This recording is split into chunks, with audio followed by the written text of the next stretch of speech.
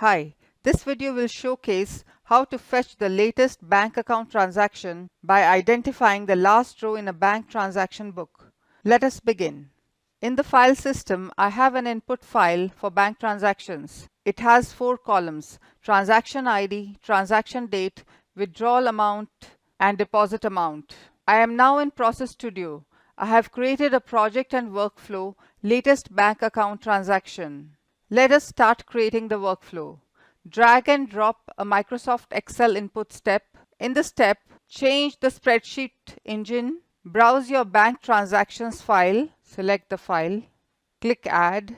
In the Fields tab, get the fields. Go back to the Files tab, and you can make the file path dynamic to the current workflow directory. Click OK. Next, drag and drop the Identify Last Row in a Stream step. The step detects the last row and provide a value for the result field name. If it is a last row, this is a Boolean field. If it is the last row, the value will be true, else false. Click OK. Now let us add a filter row step to filter the last row. Add the condition result is true. Put a value y. Click OK. Click OK. Next, we will add a switch case step. We will also add 2 JavaScript steps. Configure the switch case. In the switch case, you need to provide the field name to switch. So let us select deposit. We will use the switch case to print the withdrawal amount if the deposit amount is null and vice versa. In the switch case, you need to select a field name to switch. Let us select the deposit value.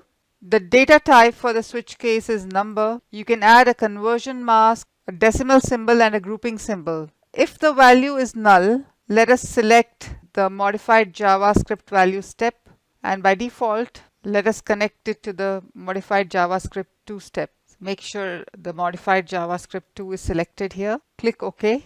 Now, in the modified JavaScript value step, define a variable.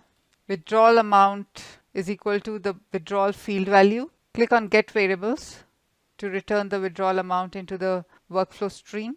Click OK. In the JavaScript 2, define a variable for the deposit amount, which is equal to the deposit value field. Click the Get Variables to return deposit amount in the workflow stream. Click OK. Let us double check the switch case. So if it is null, it goes to the modified JavaScript, and if it is not null, it goes to the modified JavaScript value 2 step.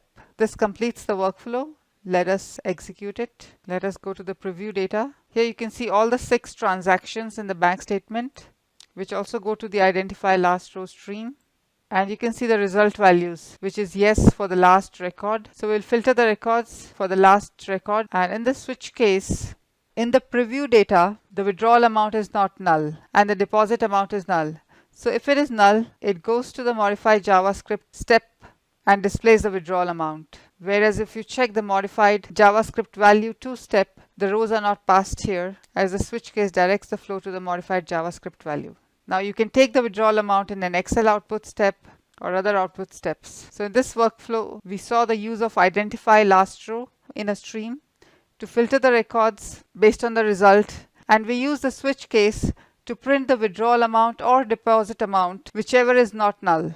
We saw how to fetch the latest bank transaction using the Identify Last Row step.